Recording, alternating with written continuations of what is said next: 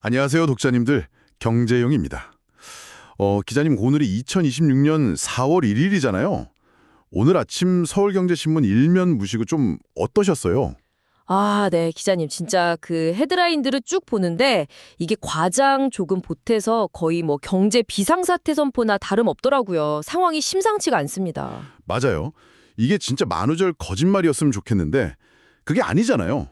오늘 서울경제신문 기사들을 보면 단순히 경제 지표가 하락했다, 이 수준을 넘어서 국가 경제 전반에 거대한 사이렌이 울리고 있는 상황입니다.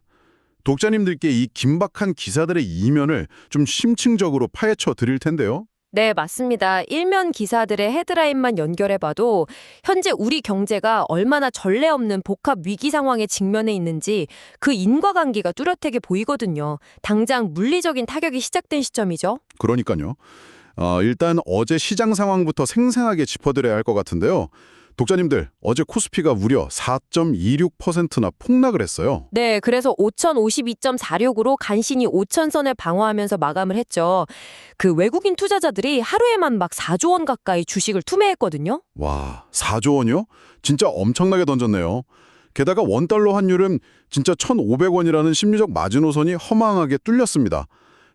1,530.1원을 기록했잖아요. 맞습니다. 2009년 금융위기 이후 최고치죠. 이렇게 달러가 초강세를 보이니까 정부가 이른바 뉴 프레임워크라는 협의체를 통해서 아주 파격적인 초강수를 꺼내 들었습니다. 그 뉴 프레임워크라는 게 재정경제부, 보건복지부, 한국은행, 국민연금이 다 같이 참여하는 거 맞죠? 여기서 꺼낸 카드가 대체 뭡니까? 해침 카드는 바로 국민연금의 환해지 비율 상향입니다. 현재 10%인 전략적 환해지 비율을 15%로 올리고요. 아, 15%로요? 네, 거기에 펀드 매니저가 재량권, 시장 상황에 따라 추가할 수 있는 전략적 환해지 5%까지 더해서 최대 20%까지 환율 변동 위험을 방어하겠다는 계획을 내놓은 거죠. 잠깐만요, 기자님. 여기서 독자님들을 위해서 확실히 좀 짚고 넘어가야 할 것 같아요. 환해지 비율을 15%, 20%로 높인다는 게 정확히 외환 시장에 어떤 물리적인 변화를 가져오는 건가요? 아주 중요한 포인트입니다. 국민연금은 막대한 자금을 해외 주식이나 채권에 투자하고 있잖아요. 이때 환해지를 한다는 건 미래의 환율이 떨어져서 손해볼 것을 대비해 연금이 보유하거나 벌어들일 달러를 미리 시장에 내다 파는 계약을 맺는 겁니다. 아하, 그러니까 달러를 미리 판다는 거군요. 맞아요. 즉, 이 환해지 비율을 단 5%포인트만 전략적으로 끌어올려도 국민연금의 그 거대한 자금 풀에서 수십조 원 규모의 달러가 국내 외환 시장에 기계적으로 쏟아져 나오게 됩니다. 와, 수십조 원이요? 네, 달러가 말라서 환율이 미친 듯이 오르는 지금 같은 상황에서는 그야말로 엄청난 규모의 달러 폭탄을 시장에 투하해서 불을 꺼는 효과가 있는 거죠. 아, 그러니까 이 상황을 비유하자면요. 당장 국가 경제의 환율이라는 신용카드 대금을 막기 위해서 우리 국민들의 미래 노후자금 계좌에서 현금을 빼와서 급한 불을 끄는 일종의 소방수 역할을 하는 셈이네요. 정확한 비유입니다. 당장 효과는 확실하겠지만 기회비용이 만만치 않겠죠. 바로 그 지점 때문에 지금 내부적인 진통이 엄청납니다. 양측 입장이 좀 팽팽하게 맞서고 있죠. 네, 거시경제 방어막을 쳐야 하는 재경부 입장에서는 당장 나라의 달러가 말라붙어서 환율이 폭등하는데 수십조 원의 달러를 쥔 국민연금이 나서야 한다고 강력히 요구하고 있습니다. 반면에 국민연금은 반발하고 있고요. 그렇죠. 국민연금 측은 우리의 제일 원칙은 국민의 노후 자금 수익률과 안정성인데 이를 외환시장 방어수단으로 쓰는 것이 과연 옳으냐며 강하게 반발하고 있는 상황입니다. 한국은행 입장은 어떤가요? 구두 개입도 했던데요? 통화당국인 한국은행 역시 쏠림 현상이 뚜렷해지면 대응하겠다며 구두 개입에 나설 정도로 상황이 다급하긴 합니다. 하지만 연금의 목적성 훼손에 대한 우려는 여전히 깊게 남아있는 거죠. 결국 국민연금의 최고 의사결정 기구인 기금운용위원회의 의결을 통과해야 이 조치가 실행될 텐데 수익년 훼손 우려 때문에 반대표가 나올 가능성도 큰 아주 강력한 변수네요. 네, 지켜봐야 할 대목입니다. 그런데 기자님, 여기서 참 아이러니한 상황이 발생합니다. 우리가 이렇게 노후자금까지 끌어다 쓰면서 기껏 달러를 사 모으고 있는데 그 소중한 달러들이 고스란히 밖으로 다시 빠져나가고 있다는 거잖아요. 네, 바로 환율 폭증의 근원이기도 하죠. 중동 전쟁발 고유가 때문입니다. 힘들게 방어한 달러가 기름값으로 다 증발하고 있는 형국이거든요. 아, 진짜 피가 마르네요. 그럼 이 치명적인 거시경제의 위기가 당장 우리 독자님들의 지갑 사정에는 어떤 영향을 미치고 있나요? 타격이 클 수밖에 없죠. 그래서 정부가 이 타격을 막기 위해 무려 26조 2천억 원 규모의 전쟁 추경, 즉 추가 경정 예산안을 의결했습니다. 전쟁 추경이요? 어감이 되게 무겁네요. 네, 이재명 대통령이 직접 비상등이 켜졌다며 긴급재정명령 발동 가능성까지 언급할 정도로 지금 상황을 국가 최고 수준의 비상사태로 인식하고 있습니다. 와, 긴급재정 명령이면 헌법상의 최후의 보루잖아요. 상황이 진짜 심각하네요. 그럼 독자님들이 가장 체감하실 구체적인 지원은 어떻게 이루어지나요? 일단 소득 하위 70% 국민에게 고유가 지원금을 직접 지급합니다. 타격이 가장 큰 지방 기초수급자 약 285만 명에게는 최대치인 55만 원에서 60만 원이 지급되고요. 꽤 큰 금액이네요. 다른 계층은요? 차상위 계층 36만 명에게는 45만 원에서 50만 원, 그리고 나머지 하위 70% 국민에게는 10만 원에서 25만 원이 차등 지급될 예정입니다. 교통비 지원도 있죠.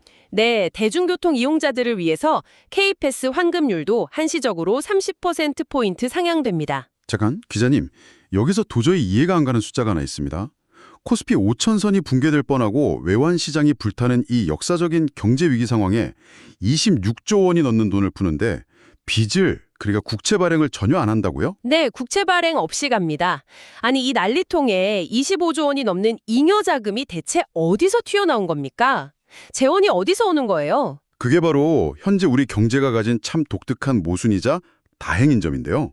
경제 전반은 위기지만 특정 실물 산업인 반도체 업황이 엄청난 호조를 보였습니다. 아, 반도체요? 네, 반도체 수출 대박과 그에 따른 증시 호조로 인해서 거친 초과 세수가 무려 25조 2천억 원에 달합니다. 여기에 기존 기금의 여윳돈 1조 원을 합쳐서 빚 한 푼 없이 26조 2천억 원의 재원을 마련한 겁니다. 와, 그러니까 거시경제는 흔들리는데 반도체라는 산업 하나가 그야말로 국가의 멱살을 잡고 이 엄청난 전쟁 추경의 비용을 혼자 다 감당해낸 거군요. 네, 진짜 하드캐리라는 말이 딱 맞죠? 그런데 기자님, 돈 문제가 해결됐다고 마냥 안심할 수가 없는 게요. 아무리 26조 원을 싸들고 가도 물리적인 석유 자체가 안 들어오면 차는 멈추는 거잖아요. 실물 자원 안보 위기 상황은 지금 어떻습니까? 사실상 돈의 문제를 넘어선 물리적 자원 한계에 봉착했다고 봐야 합니다. 현재 자원 위기 경보가 주위에서 경계로 격상되는 것이 거의 임박했습니다. 경계 단계면 진짜 심각한 거 아닌가요? 맞습니다. 그 결과 이르면 당장 다음 주부터 기존 공공부문 차량 5부제가 2부제, 즉 홀짝제로 초강화됩니다.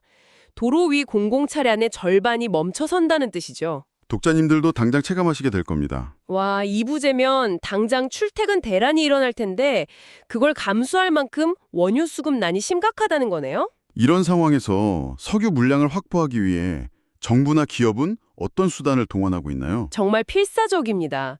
기사 보셨겠지만 비축유 스와프라는 제도가 본격 가동되는데요. 네, 저도 그거 봤어요. 근데 그게 정확히 어떻게 작동하는 원리입니까? 쉽게 말해서 시간을 빌려오는 마법이라고 생각하시면 됩니다.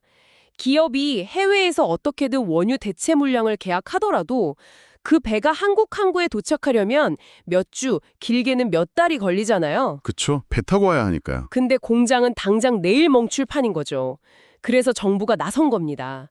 네가 해외에서 물량을 확보했다는 영수증만 가져오면 한국에 비축해둔 정부 비상기름을 오늘 당장 공장에 쏘아주겠다. 그리고 나중에 배가 도착하면 그걸로 갚아라 하는 제도가 바로 비축률 스와프입니다. 아하, 물리적인 배송 시간의 딜레이를 정부의 비축 창고로 메워주는 거군요. 진짜 영리한 방법이네요. 네, 2달간 이 제도로 무려 2천만 배럴의 원유를 확보할 수 있을 것으로 기대하고 있습니다. 다행이네요. 기업들의 개별적인 생존 전략도 진짜 눈물겹던데요. 네, 대표적으로 LG화학의 경우 해상에 선적되어 떠돌던 러시아산 나프타 2만 7천 톤을 그야말로 낚아채듯이 가까스로 확보했습니다. 와, 해상에서 바로 낚아쳤다고요? 네, 게다가 정부 채널을 동원해서 인도 측에 나프타 추가 수출을 긴급 요청하는 등 그야말로 민관이 피말리는 물량 확보 전쟁을 치르고 있는 상황입니다. 지금까지 저희가 나눈 이야기들, 국민연금을 동원한 환율 방어, 26조 원의 추경, 비축유 스와프, 이 모든 것들의 공통점은 철저히 당장 오늘 하루의 생존을 위한 조치들이라는 겁니다. 맞습니다. 아직 급한 불부터 끄는 거죠. 그런데 기자님, 우리가 이렇게 당장에 불을 끄는 사이 우리 경제를 미래에도 먹여 살려야 할 핵심 산업은 과연 무사할까요? 저 바이오 산업 관련 지표를 보고 진짜 제 눈을 의심했거든요. 네, 일면에 마지막을 장식한 기사가 바로 그 차가운 현실을 보여줍니다. 한국과 중국의 바이오 기술 수출 격차가 불과 1년 만에 20배에서 무려 64배로 벌어졌다는 충격적인 소식입니다. 아니, 64배요? 제가 잘못 들은 거 아니죠? 네, 사실입니다. 중국은 올 1분기에만 600억 달러, 작년 대비 73%나 폭증하면서 사상 최대치를 기록했어요. 와, 600억 달러.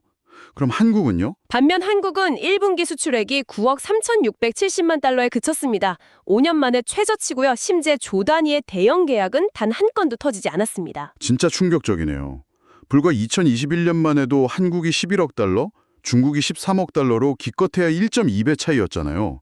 우리가 진짜 통 밑에서 비등하게 경쟁했었는데 네, 그랬었죠. 도대체 몇 년 사이에 무슨 일이 있었기에 이렇게 거대한 생태계 격차가 발생한 겁니까? 독자님들도 많이 궁금해하실 것 같은데 단순히 중국이 투자를 많이 했다는 것만으로는 설명이 안 되는데요. 아주 예리하신 지적인데요. 단순히 투자의 문제가 아니라 산업을 대하는 국가적 프레임의 차이가 만든 참사라고 봐야 합니다. 프레임이 차이요? 어떻게 다른데요? 중국은 국가 주도의 공격적인 규제 완화를 통해서 거대한 스케일의 임상시험을 순식간에 처리할 수 있는 생태계를 아예 구축해버렸어요. 스피드전에서 압도하는 거죠. 아, 규제를 풀어서 속도를 높였군요. 우리는요? 반면 우리는 여전히 낡은 규제와 자금 경색의 병목에 갇혀 있습니다. 그래서 한국 바이오 협회가 가장 두려워하는 건 바로 K-바이오 낙인 효과에 대한 우려입니다. K-바이오 낙인 효과라 구체적으로 어떤 의미인가요? 글로벌 투자자들 사이에서 한국 바이오 기업들은 더 이상 혁신 속도를 따라가지 못한다는 낙인이 한번 찍히면 자본은 썰물처럼 빠져나가고 신뢰는 영원히 회복하기 힘들어집니다. 아, 진짜 무서운 말이네요. 투자자들이 등 돌리면 끝이잖아요. 맞습니다. 그래서 당장 우리 독자님들도 체감할 수 있는 판을 뒤집을 파격적인 정부 지원책이 정말 절실한 상황입니다. 만약 그런 조치가 없다면 이 64배의 격차는 단지 비극의 시작에 불과할 수도 있거든요. 지금까지 요동치는 환율과 고유가 대응 그리고 K바이오의 현주소 주제에 대해 다뤘습니다. 다음에도 빠른 소식으로 찾아뵙겠습니다. 지금까지 서울경제신문 경제용이었습니다. 감사합니다.